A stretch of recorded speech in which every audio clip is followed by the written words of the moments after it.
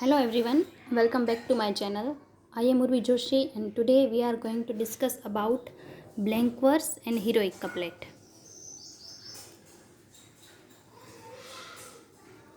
This content belongs to paper number 307, which is literary criticism, SY SEM 3. So blank વર્સ અને હિરોઇક કપલેટને સમજતા પહેલાં એ important છે કે આપણે ફ્રી વર્સ અને ફોર્મલ વર્સ વિશે પણ જાણી લઈએ. તો there are 3 types of verse which means poetry or poem.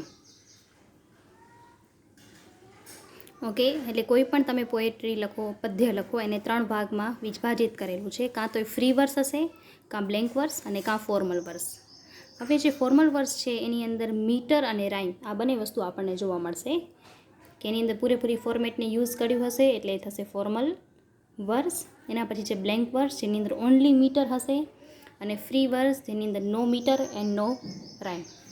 Okay, so formal verse જેની અંદર મીટર અને રાઇમ બંને જોવા મળશે. For example, twinkle twinkle little star, twinkle twinkle little star, how I wonder what you are. બરાબર, એટલે કે બધાના પહેલાં જે શબ્દો છે એના ઉપર સ્ટ્રેસ આવે છે, એટલે મીટર પણ સેમ છે અને રાઇમિંગ સ્ટાર અને આર અને રાઇમિંગ પણ ફોલો થઈ છે. એટલે આ છે ફોર્મલ વર્સનું ઉદાહરણ. Come little children come to me, come little children come to me, I will teach you ABC. Me અને ABC બરાબર, રાઇમિંગ સેમ છે એટલે આ પણ થયું ફોર્મલ. એના પછી the wood is dark and deep, the wood is dark and deep, dark and deep, but I have promises to keep. Deep અને કીપ અને છેલ્લા બંને જે છે એ અનસ્ટ્રેસ છે, એટલે અગેન રાઇમ અને મીટર બંને ફોલો થયેલા છે. તો આ પણ થયું આપણું ફોર્મલ વર્સ. પણ આને તમે જોવા જાઓ તો આની જેટલી સ્ટ્રિક્ટલી આની અંદર મીટર યુઝ નથી થયેલું, એટલે આપણે આને ઘણી વખત ફ્રી વર્સ પણ માનીએ છીએ. બરાબર, પણ આ એક સમજાવવા માટે છે કે જો આવું લાસ્ટ હશે તો એ છે આપણી રાઇમિંગ સ્કીમ. બટ આ એટલું સ્ટ્રિક્ટલી આની અંદર ફોલો થયેલું નથી. એના પછી છે બ્લેન્ક વર્સ જેની અંદર ઓનલી મીટર હશે. For example, turning and turning in the widening gyre, the falcon can not hear the falconer. Turning and turning in the widening gyre, the Falcone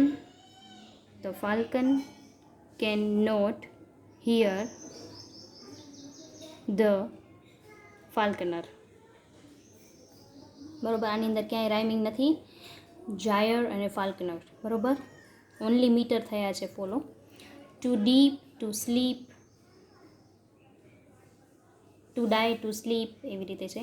એટલે એના સિવાયનું એક્ઝામ્પલ જો આપણે જોઈએ તો એ છે to sleep, perchance to dream, ay there is the rub. William શેક્સપિયરનું dramatic monologue છે જે બ્લેન્ક વર્સમાં લખાયેલું છે અને બહુ ફેમસ એક્ઝામ્પલ છે. નાવ ફ્રી વર્સ જેની અંદર કોઈ રાઇમિંગ નહીં હોય, કોઈ મીટર નહીં હોય. Let's go then you and I when the evening is spread out against the sky. બરાબર, કોઈ મીટર નથી, કોઈ રાઇમ નથી. અહીંયા આઈ છે, અહીંયા સ્કાય છે. અને let's go then you and I when the evening is spread out against the sky. T S. ઇલિયટનું છે. I carry your heart with me. I am never without it. આ વિધાઉટનું શોર્ટ ફોર્મ છે. No fate I want, no world, and it is you are. Whatever a moon has always meant. Again free વર્સનું example છે. તો blank વર્સ સૌથી પહેલી formal verse જેની અંદર meter અને રાઇમ બંને ફોલો થયેલા હશે. બ્લેન્ક વર્સ જેની અંદર ઓનલી મીટર હશે, અને ફ્રી વર્સ જેની અંદર no meter and no rhymes. બરાબર, કોઈ મિનિંગ નહીં હોય, જેને તમે કહી શકો કે ગદ્યમાં જે આપણે પ્રોઝ પોએટ્રી જોઈએ છીએ એવી રીતે હશે. નાવ હિરોઇક કપલેટ. હિરોઇક કપલેટનો મતલબ એવું થશે કે જે કવિતા હશે એની વચ્ચે આવી રીતે કોમા આપેલી હશે પંક્તિની અંદર. અહીં પણ લખેલું હશે, પછી વરી કોમા અહીં લખેલું હશે અને પૂર્ણ વિરામ. એને આપણે કહીશું હિરોઇક કપલેટ. બરાબર. હિયર થાઉ ગ્રેટ એના whom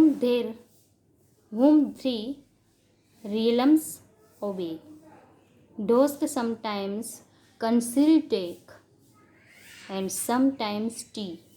બરાબર. વચ્ચે આવી રીતે સ્ટોપ હશે. Rape of the lock by Alexander pop.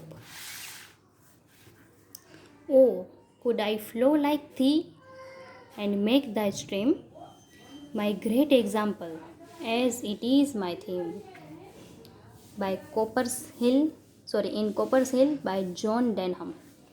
સો આટલું જ છે આમાં સમજવાનું. Thank you so much. May God bless you to all. અને મારા ચેનલને સબસ્ક્રાઈબ કરવાનું ન ભૂલશો. અને આની PDF તમને મળી જશે, એની લિંક ડિસ્ક્રિપ્શન બોક્સમાં હશે. જો તમને કોઈ પણ ઓફલાઈન ટ્યુશન ક્લાસીસને રિગાર્ડિંગ ઇન્ફોર્મેશન જોઈતી હોય તો એની લિંક ટેલિગ્રામની લિંક આપેલી હશે ડિસ્ક્રિપ્શન બોક્સમાં. તેનાથી તમે મારા ટેલિગ્રામ ગ્રુપને પણ જોઈન કરી શકો છો. God bless you to all. Thank you so much. By.